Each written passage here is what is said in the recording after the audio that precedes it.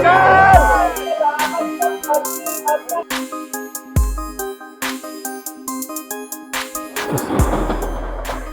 सामने है वेद व्यास की गुफा और भारत की प्रथम चाय की दुकान।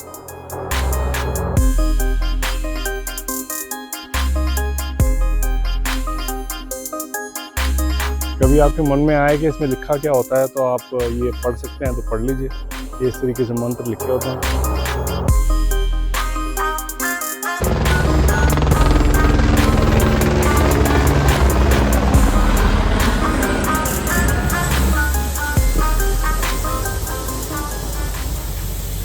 गुड मॉर्निंग फ्रेंड्स, जय बद्री विशाल। सुबह के बज चुके हैं 3:26 और अभी मैं जा रहा हूँ मंदिर दर्शन करने के लिए। जैसा कि आपने कल के ब्लॉग में देखा ही कि मैं दर्शन नहीं कर पाया था ड्यू टू हैवी रश, तो आज फिर से जा रहा हूँ। बहुत कम लोग अभी मेरे को जाते हुए नज़र आ रहे हैं, लेकिन फिर भी लोग जा रहे हैं। लेट्स होप कि मुझे आज दर्शन हो जाए। और आ चुका हूँ मैं एक बार फिर से ये कलोसियम में। जो ये स्ट्रक्चर है बद्रीनाथ का, ये अभी बन रहा है।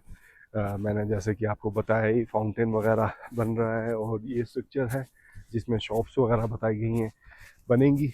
मैं पूरी तरीके से कंफर्म नहीं हूँ, बाकी जितनी मेरे को इन्फॉर्मेशन मिली है, घंटा कर करके बताया था कि बन रहा है, तो उसके आसपास यूजुअली शॉप्स ही होती हैं। तो ये कमर्शियल करने की एक कोशिश है बद्रीनाथ को भी, जो कि काफ़ी हद तक सक्सेसफुल होती नज़र आ रही है। और टेम्परेचर है इस टाइम -1 और मैं चल रहा हूँ मंदिर की तरफ। बाकी ये शॉप्स देख लें आप, इस तरीके से सुबह के टाइम पे शॉप्स बंद होती हैं। लीजिए, पहला दर्शन कर लीजिए। और लोग जो हैं वो ऊपर चढ़ रहे हैं। ये पहला जत्था है लोगों का जो ऊपर चढ़ रहा है। मंदिर शायद खुल चुका है। चलिए अंदर दर्शन करते हैं। आई थिंक बिल्कुल फ्री एंट्री है, क्योंकि आप देख सकते हैं लास्ट तक कोई भी लोग नहीं है। तो बस ये जो लोग खड़े हैं बस यही हैं अंदर। चलिए पहले जत्थे में ही अंदर एंटर करते हैं दर्शन के लिए।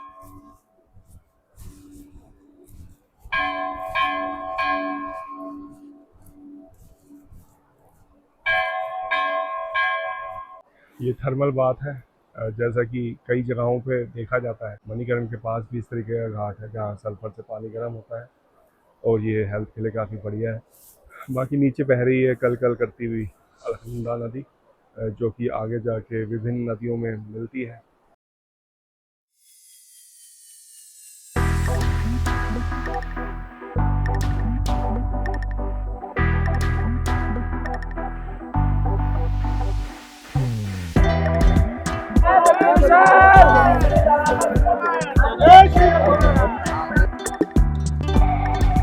और अच्छे तरीके से दर्शन हो गए हैं।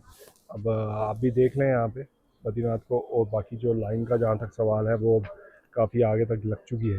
लाइन आप देख रहे हैं काफ़ी आगे तक है। बाकी यहाँ पे सुबह सुबह अगर आप आ जाते हैं 3:30 और 4 के बीच में, तो बड़े आराम से आपको दर्शन हो जाएंगे और आपका जो टाइम है वो काफ़ी बच जाएगा।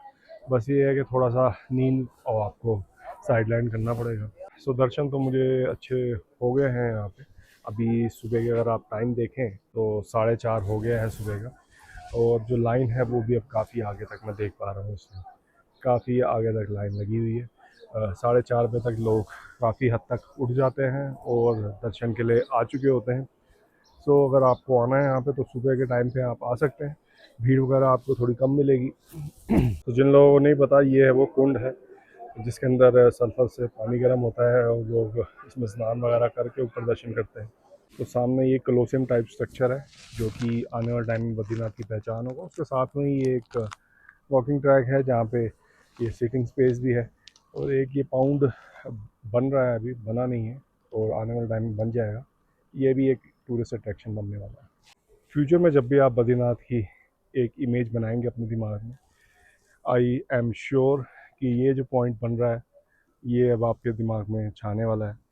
जो भी फ़ोटोज़ बद्रीनाथ के आप देखेंगे उसमें ये जो स्ट्रक्चर है ये ज़रूर आने वाला है। अभी अंडर कंस्ट्रक्शन है। मैं और ये पालकी वाले जा रहे हैं बद्रीनाथ की तरफ। अगर किसी को प्रॉब्लम है जो कि चल नहीं सकते, तो उनके लिए ये एक सुविधा है।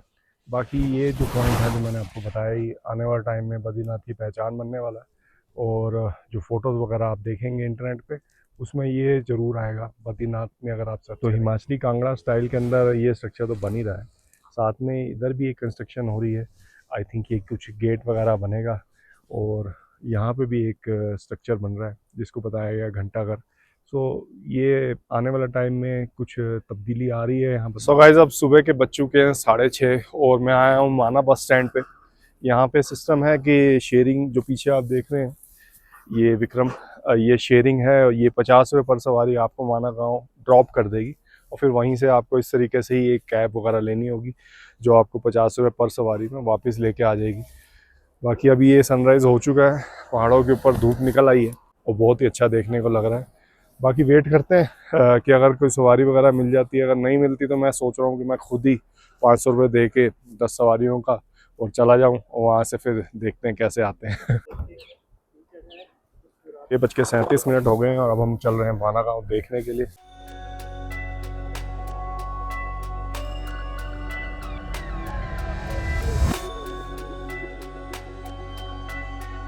ये गाँव मुझे कुछ चितकुल की याद दिला रहा है। हालांकि चितकुल से तो बहुत ज़्यादा डेवलप्ड। इंफॉर्मेशन दी हुई है कि व्यास गुफा और सरस्वती मंदिर के लिए आपको राइट में मुड़ना होगा।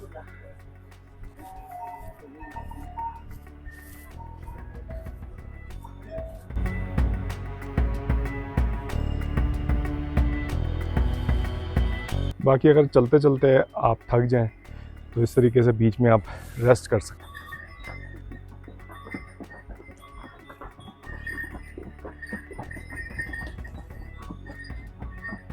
सो माना गाँव में तो हम घूम ही रहे हैं। बाकी गणेश गुफा जो है वो 300 मीटर है, व्यास गुफा 500 मीटर्स, भीम पुल और सरस्वती दर्शन के लिए इसी डायरेक्शन में 500 मीटर्स है।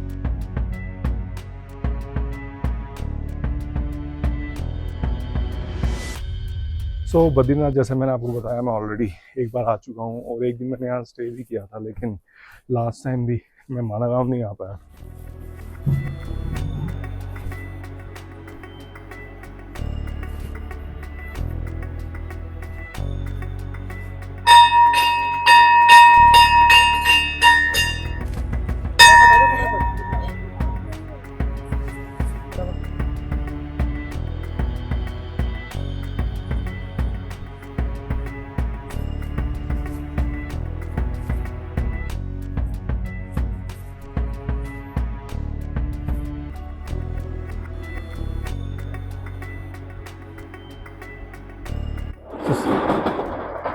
तो सामने है वेद व्यास की गुफा और भारत की प्रथम चाय की दुकान।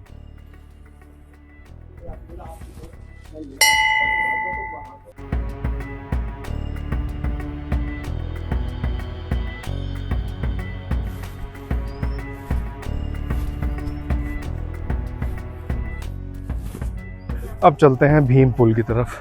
डायरेक्शन यहाँ दिखा रहा है। बहुत सुंदर सुंदर पेंटिंग वॉल्स के ऊपर करी हुई हैं, मैंने आपको पहले भी दिखाई थी। और हर दीवार के ऊपर ये देखिए सामने ही मकान है, यहाँ पे पेंटिंग करी हुई है। तो इस तरीके से ये काफ़ी डेकोरेट किया हुआ है। बिल्कुल चितकुल की याद दिला रहा है मुझे। सामने हेलीपैड है, अभी कुछ देर पहले ही यहाँ से एक हेलीकॉप्टर निकला था।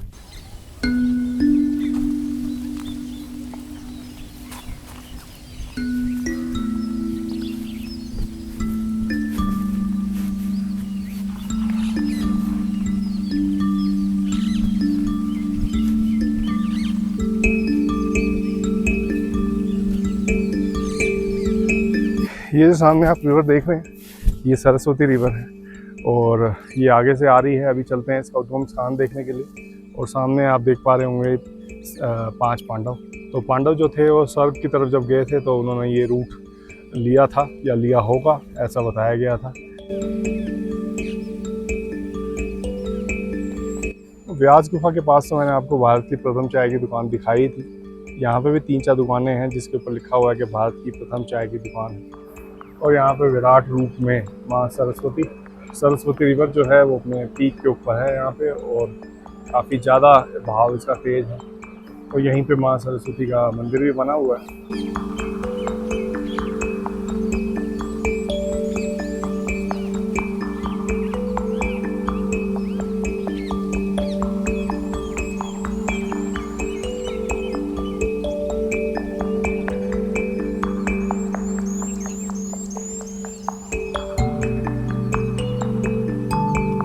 कभी आपके मन में आए कि इसमें लिखा क्या होता है तो आप ये पढ़ सकते हैं, तो पढ़ लीजिए।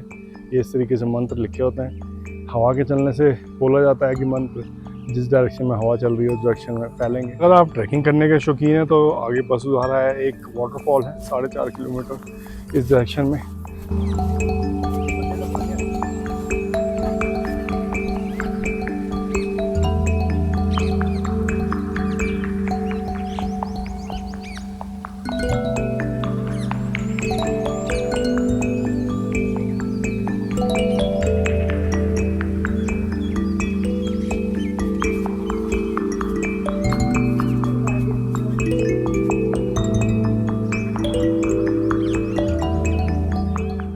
सो अभी टाइम हो गया है 7:25। अब मेरे पास दो ऑप्शन है, या तो मैं शेयरिंग कैब में जाऊं वापस, या फिर मैं चलूं पैदल। तो चलिए पैदल चलते हैं और एक्सप्लोर करते हैं इस एरिया। तो ये शेड्स बन रहे हैं दोनों साइड में जहाँ पे लोग वेट कर सकते हैं, या फिर बारिश हो उस टाइम एक तरीके का रिफ्यूज ले सकते हैं। तो 7:30 का टाइम हो चुका है। सामने की डायरेक्शन में ही है बद्रीनाथ सिटी।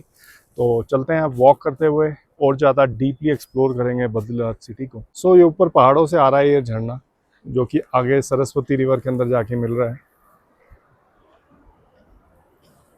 सो गाइस एक करेक्शन है, ये जो आप रिवर देख रहे हैं ये एक्चुअली में अलकनंदा रिवर है। आपको माना गांव में मैंने सरस्वती रिवर दिखाई थी, वो मर्ज होती है माना गांव में ही और रूप ले लेती है अलकनंदा रिवर का।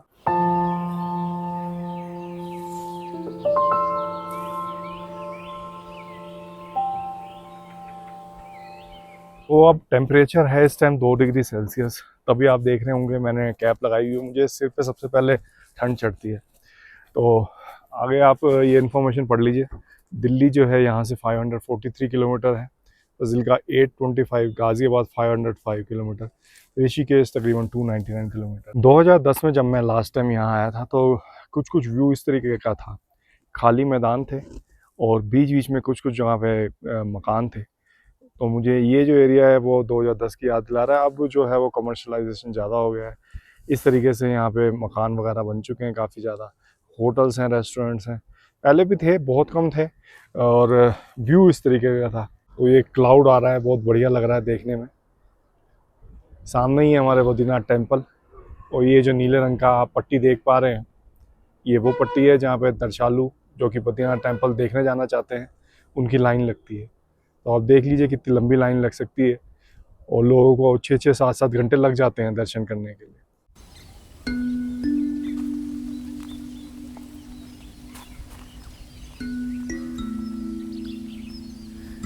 ये सामने जो प्लेस आप देख रहे हैं ये हेलीपैड है। यहाँ पे हेलीकॉप्टर वगैरह उतरते हैं, उनकी लैंडिंग स्पेस है। या फिर कोई कथा वगैरह करनी हो तो यहाँ पे कथा होती है, पब्लिक गैदरिंग करनी हो वो भी इसी प्लेस के ऊपर होती है।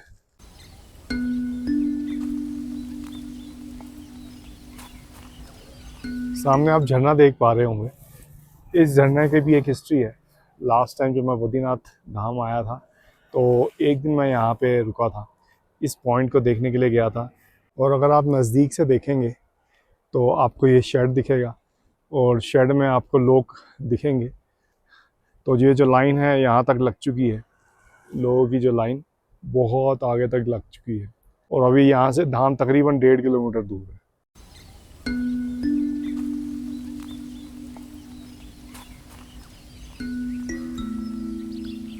8:06 हो गए हैं।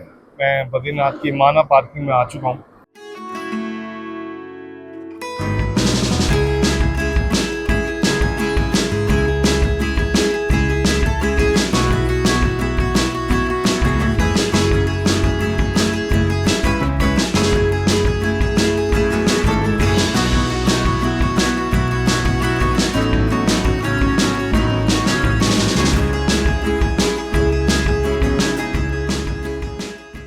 सुबह सुबह का दृश्य आपने देखा था, और अब सुबह के 9 बज चुके हैं, और अब ये कुछ कुछ इस तरीके का व्यू है। तो सामने है मेरे बद्रीनाथ का बस स्टैंड। तो जो भी बसेस जोशीमठ के लिए, हरिद्वार, ऋषिकेश के लिए चलती हैं वो यहीं से चलती हैं। अब एक और इन्फॉर्मेशन आप लोगों को दे दूं, बद्रीनाथ आने का जो रास्ता है वो केवल बाय रोड ही है। तो यहाँ पे आने के आपके पास रास्ते हैं, बाइक जो कि आप रेंट पे ले सकते हैं हरिद्वार से या ऋषिकेश से, या फिर आप आ सकते हैं टैक्सी से। जिसका कि fair season two season change होता रहता है। बाकी जो आप बाइक रेंट पे लेंगे वो 500 रुपीज़ होगा, बाकी पेट्रोल आपको डलवाना होगा। या फिर आप आ सकते हैं मेरी तरह इस तरीके से बसेस से। बसेस की जो बुकिंग है वो ऑनलाइन मोड से हो जाती है। अगर आप ऑनलाइन मोड से आते हैं तो उसका किराया 1200 रुपये है, और अगर आप लास्ट की सीट लेंगे तो वो 1000 की पड़ेगी। बाकी मैं आया था ऑफलाइन मोड से, मैं सीधा हरिद्वार पहुंचा और वहाँ पे आकर मैंने बस की टिकट ली थी। उसका पॉज एंड कॉन्स ये है कि आपको आपके हिसाब से टिकट नहीं मिलती, आपके हिसाब से सीट नहीं मिलती, और जो आपको लास्ट पहले वही है, देख लीजिए।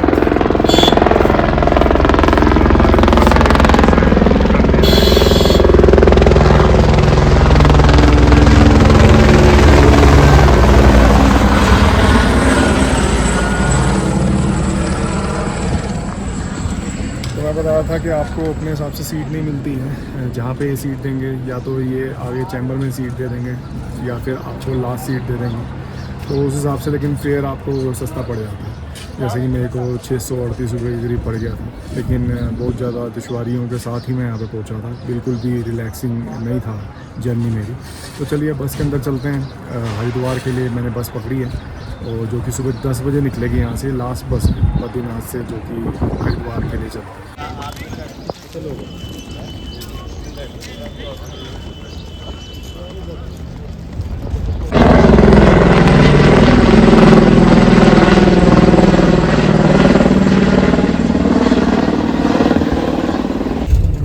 बद्री विशाल महाराज की जय हो जय हो जय हो।